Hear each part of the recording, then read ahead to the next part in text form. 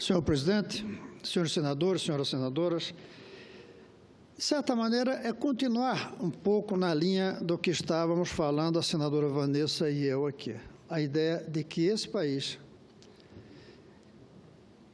para sair dessa crise, vai precisar saber o que é que interessa a este país, e não apenas a esse político, a esse partido. A eleição direta, por exemplo, tem que ser discutida no interesse do país. E aí temos que levar em conta que é o melhor caminho para dar legitimidade, mas que é um risco 90 dias no processo eleitoral, nesse clima de uma economia conturbada, ameaçada, sem confiança nem credibilidade. Imagine 90 dias de debates entre candidatos, quase todos, provavelmente, sob suspeitas de lava-jato ou outra, debatendo para ganhar voto e não para construir o país. Debatendo na urgência daquele momento. Então, eleição direta, pode ser, tudo bem, mas como é que a gente blinda a economia durante o período? Como é que a gente blinda a segurança das cidades durante o período? Como é que a gente continua a luta contra o crime organizado durante a campanha? Então, é preciso ter isto. E neste pacto, nesse acordo, é preciso não jogar fora o que foi feito até aqui. É preciso não jogar fora a democracia, por isso tem que ser feito dentro, de acordo com a Constituição. É preciso não jogar fora essa conquista maravilhosa dos anos 90, que foi a estabilidade monetária, que deve muito a Itamar, a Fernando Henrique e a Lula. É preciso não jogar fora os projetos sociais que começaram lá com Sarney, que Fernando Henrique fez o avanço com a Bolsa Escola, que o presidente Lula ampliou para o Brasil, embora, a meu ver, degradando a concepção, porque tirou a educação como eixo central e transformou apenas em um projeto assistencial. É preciso não jogar fora a recuperação desses últimos 12 meses durante o presidente Temer. Impeachment, renúncia, o que foi feito nesse período não deve ser jogado fora.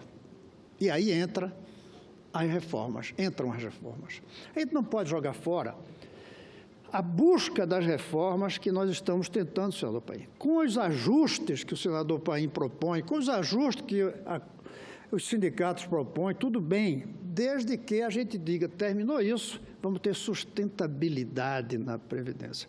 Talvez deixando de gastar recursos de contribuições com projetos, mas aí vem fome, aí vem miséria, aí vem pobreza, aí a saúde sofre, e jogar esse dinheiro para a Previdência. Eu não sou favorável a isso, porque para mim a gente tem que investir nas crianças e não nos velhos como eu. Pois bem, nós temos que ter esse pacto. E outra coisa que não podemos jogar fora são as conquistas da Lava Jato. Se a gente faz um acordo para não jogar fora a democracia, a estabilidade monetária, os projetos sociais, a recuperação econômica, incluindo aí as reformas, a Lava Jato, aí a gente pode fazer um acordo nacional.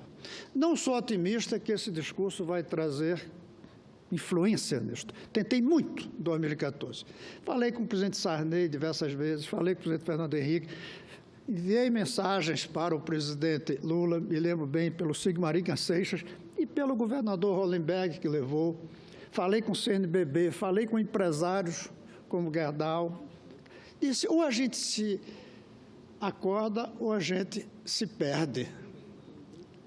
Se acorda, não foi um erro gramatical, se acordar no sentido de fazer um acordo, não é acordar no sentido de despertar. Ou a gente se acorda, ou a gente não acorda.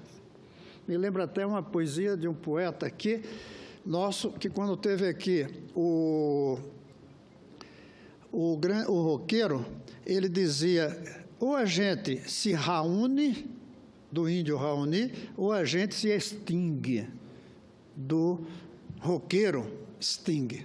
Ou a gente se reúne, ou a gente se extingue. Ou a gente se acorda, ou a gente não acorda o Brasil.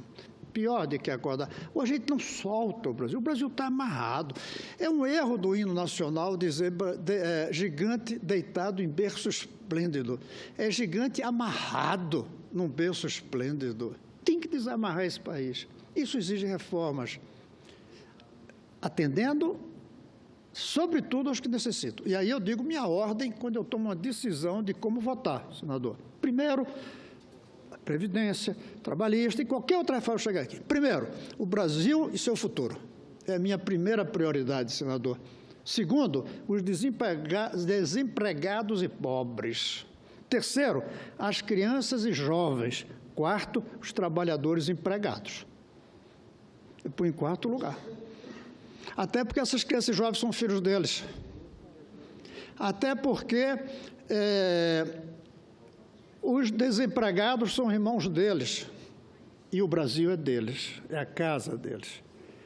Aí depois, as necessidades de mudanças estruturais que o país precisa. A distribuição de renda. Mas eu começo pelo Brasil. Alguns dizem que isso não existe. Antigamente, quando era jovem, até fazia sentido dizer, não, existem duas classes.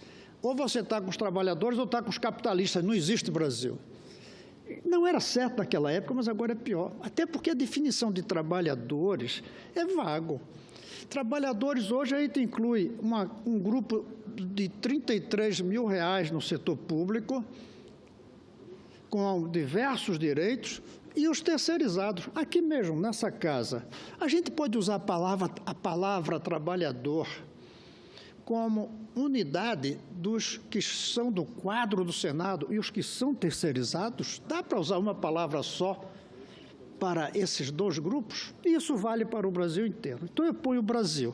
Se a gente fizer isso, para a gente fazer isso, a gente vai precisar trazer duas coisas para o processo: decência e inteligência. Eu acho que ele está fazendo sem muita decência política e sem muita inteligência. Me desculpe o presidente Temer. Receber aquele senhor, ter aquela conversa, não foi decente, mas não foi inteligente também. Foi de uma ingenuidade grotesca. Até porque, depois que inventaram isso, a política tem que mudar. Mais uma vez, eu vou citar aqui o presidente Sarney. Foi aqui na frente uma vez, com isso aqui vazio, e no meio de uma crise, já há uns 10 anos, eu perguntei, presidente, como é possível esse Senado vazio com uma crise dessa? Ele puxou o telefone e disse, nós não entendemos ainda isso. Antigamente, a gente se relacionava com o eleitor a cada 4 anos, senador a cada 8. Hoje é a cada 4 segundos. Hoje nós estamos online, como se diz, desculpe a palavra, esse estrangeirismo, estamos online com o eleitor. A gente não entendeu isso. Hoje toda a conversa é gravada. Hoje toda a relação é pública. Acabou a privacidade nas relações políticas. E isso é bom. O presidente não entendeu isso. Meio antigo na maneira de fazer política. Então, ele precisa retomar decência e inteligência. Precisamos retomar credibilidade da política. Precisamos manter o rumo da economia, continuando o crescimento, barrando a inflação, fazendo as reformas e aumentando o emprego. Nós precisamos dar continuidade. Esse é o problema. Nós precisamos mudar dando continuidade. Esse é o desafio. Eu lembro, senador Paim, senador Paulo, que eu era governador do Partido dos Trabalhadores e, em setembro de 98, um mês antes das eleições presidenciais, e de governador, eu fiz uma entrevista na Página Amarelas e eu disse, presidente, a entrevista à revista, se o Lula ganhar, meu candidato, era o Lula, ele precisa manter o Malan por 100 dias. Continuidade, para dar estabilidade, credibilidade. Quase me expulsam. 2 ou 3 anos depois, eu estava um dia no escritório do presidente Lula e, de repente, ele diz, você tinha razão. Eu disse, razão em quê? Ele não era nem candidato, 2001. Ele disse, naquilo do Malan. E ele levou a sério. Quando ele chamou Palocci, Palocci deu continuidade. Aliás, depois eu disse, é Malan sem ser ele pessoalmente, porque ele cansou, depois de estar aquele tempo todo, e da crise de 98. Mas tem que dar continuidade. A gente não muda economia por decreto de um dia para o outro. É um processo, criando as bases de sustentabilidade necessárias.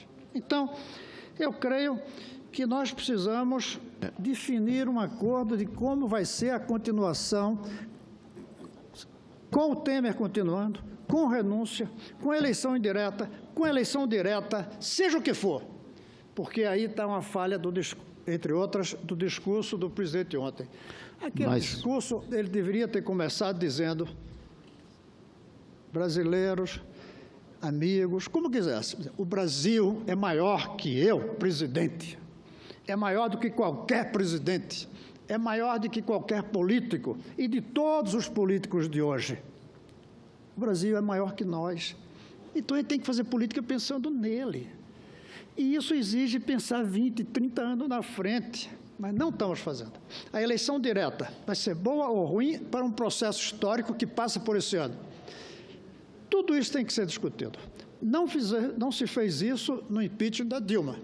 Simplesmente se tirou, até porque o vice era dela, sem dizer o que continua, o que a gente mantém. Para onde vai o Brasil com o vice no exercício da presidência? Está na hora de tirarmos um proveito dessa crise. É dizer, não sairemos da crise, apenas entraremos de uma e outra, e uma e outra, e uma e outra. Não sairemos da crise com C maiúsculo, apenas das pequenininhas com C minúsculo, enquanto não definirmos duas coisas. E aí eu termino para dar uma parte. Como retomar coesão nesse país. O país virá uma unidade. Uma família muito forte, a palavra. Uma unidade. E, segundo, um rumo para essa unidade. Como sermos dividido em grupos, classes, pensamentos, mas chamado Brasil. Como somos na Copa do Mundo, na torcida. Como torcer pelo Brasil fora da Copa. E, segundo, como ganhar o próximo século, e não apenas a próxima Copa. Coesão e rumo. Esse deveria ser o centro da busca de um grande acordo entre todos nós, essa geração de políticos, que se não fizermos isso, vamos deixar uma marca muito ruim para nós, daqui a 100 anos. Vão nos ver como aqueles que, em vez de construirmos coesão e darmos um rumo, esgarçamos o tecido social, fizemos o país degradar-se, entrar em decadência e sem perplexidade de um futuro produtivo e justo e livre. Era isso, senhor presidente, mas tenho ainda alguns minutos que eu quero passar ao senador Painha e ao senador Paulo. 7 minutos ainda. Senador, veja bem. Senador, acho que, não sei se ele passou para mim. Para mim? O senador Painha pediu antes. Mas eu seria bem rápido para dar tempo para o senador Paulo Rocha e as suas conclusões. Primeiro, senador Cristóvão, quero cumprimentar o seu partido, o PPS. O seu partido, o PPS, foi um dos primeiros a defender a saída da presidenta Dilma, porque discordava, por suas razões, do modelo que ela estava implementando no país, enfim, aí veio os argumentos para o impeachment. Mas o seu partido também, ontem, foi o primeiro partido a dizer não, assim também não dá. E eu vi o líder Roberto Freire, que eu conheço há tantos anos, dizer que o partido estava saindo da base do governo. Eu espero que todos aqueles outros partidos tenham essa mesma grandeza, que isso para mim é grandeza. Tiveram uma opinião no passado, baseado nos seus argumentos, que eu não vou aqui fazer esse debate, né, que não leva a nada, porque não leva a nada, é ficar um debate que não vai levar a lugar nenhum. Mas teve também a grandeza de dizer, não, eu saio do governo. Me parece que pediram que o ministro da Justiça ficasse pela questão institucional e até perigos que a gente pode muito bem saber o que pode acontecer, e eu conheço bem o Jugman, né? A pronúncia é essa mesmo? É essa mesmo. Jugman. Conheço bem ele, e até acho que foi uma precaução até adequada, porque a gente sabe que, de repente, eu lembrei ontem, só vou falar dessa forma bem rápida, 64 aconteceu. Então, eu entendi. O partido sai, não apoia o governo, mas deixou lá, naquele ponto estratégico, o ex-deputado federal, porque agora sempre foi deputado, mas agora é ministro, estrategicamente. Então, eu quero cumprimentar pela coerência. Apoiamos, percebemos que há erro de rumo, Estamos saindo, não estamos mais apoiando. Primeira questão é essa, e cumprimento que eu concordo com o conjunto do seu pronunciamento. Porque Vossa Excelência fala naquilo, acho que nós temos insistido, e muitas vezes aqui falamos, é preciso um projeto de nação. E a gente não está vendo o projeto de nação. Não estamos vendo, e Vossa Excelência lembra o tempo, não é só agora, né? E, de fato, precisamos, não é só dizer eleições gerais, como eu digo. E digo desde um ano e meio atrás, assinamos um documento junto com Vossa Excelência, dizendo que, naquele momento, a melhor saída não era o impeachment, eram as eleições gerais, e reuníamos. Nós éramos 6 senadores no início, e Vossa Excelência era um deles. Eu falo isso de forma afirmativa, a história de Vossa Excelência. Não deu certo, estamos nessa crise novamente, que pode a crise até 2018, ou pode nós, por uma saída política, resolver a crise. Mas, por fim, já para concluir, quero ficar em 1 minuto, mais ou menos, eu estou com a CPI da Previdência, estou na presidência, e é impressionante, senador Cristóvão. Por incrível que pareça, o que nós dizíamos era verdade. Tivemos a última reunião, vieram 5 representantes do governo, e veio um que não representava o governo, que era contra a tese de que a Previdência está falida. Eles disseram lá, eu perguntei para eles, olha, há sempre uma dúvida, é o seguinte, quem paga os servidores públicos?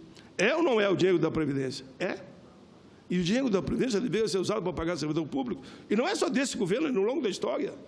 E eu sempre denunciando. 2, aquilo que está na Constituição, dinheiro, tributação sobre lucro, faturamento, PIS/PASEP, enfim, o CONFINS, a CPMF na época, enfim, esse dinheiro que nós, constituintes, sabíamos, com o avanço da tecnologia, da robótica, da cibernética, cada vez mais a produção se daria pelas máquinas e menos pelo trabalho individual do homem, que nós teríamos que pensar no faturamento e no lucro, e não somente no salário individual de cada um, para contribuir para a Previdência. Esse dinheiro, vocês repassam para a Previdência, o que corresponde a ela? Não. Nós só botamos a contribuição do empregado e empregador. E quando foi retirado aqueles 20% sobre a folha, que diz que ia gerar mais emprego, gerou emprego, isso é uma decisão de governo, não gerou emprego nenhum. Então, a nossa Previdência é solidária, mas ela tem as fontes de recursos. Não é correto tirarem aquilo que é da Previdência e passam para as outras áreas, sem conversar, sem dialogar, sem mostrar. Como é que faz? Daí vão quebrar mesmo.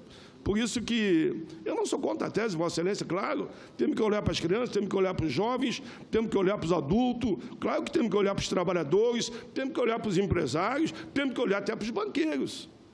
Embora, lá na CPI da Previdência, sabe quem são os maiores devedores? Além desse JBS, que é um dos mais que mais deve lá, é o que mais deve lá, eu já recebi já a lista, são os bancos.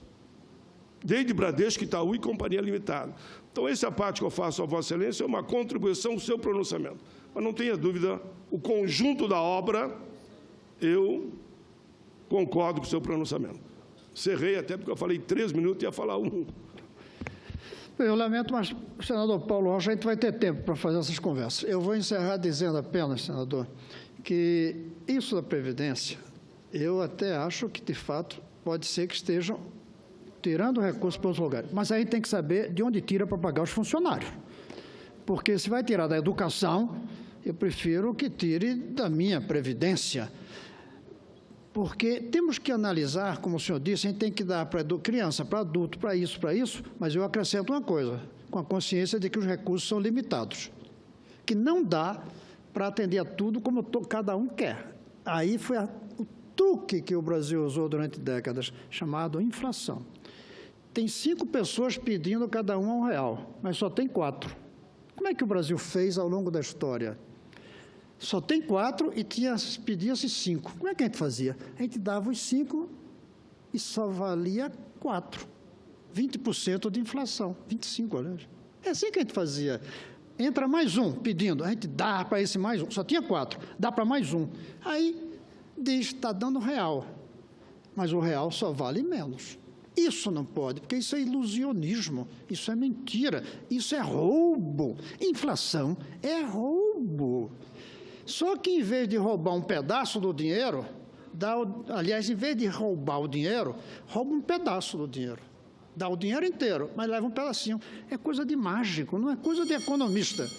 Mas isso é outra discussão que a gente deveria fazer. Como equilibrar as contas nacionais, dando os direitos que os aposentados têm, mas também as crianças um dia vão ter, quando ficarem velhinhas. É isso, senhor presidente, com meus agradecimentos pela prorrogação que deu.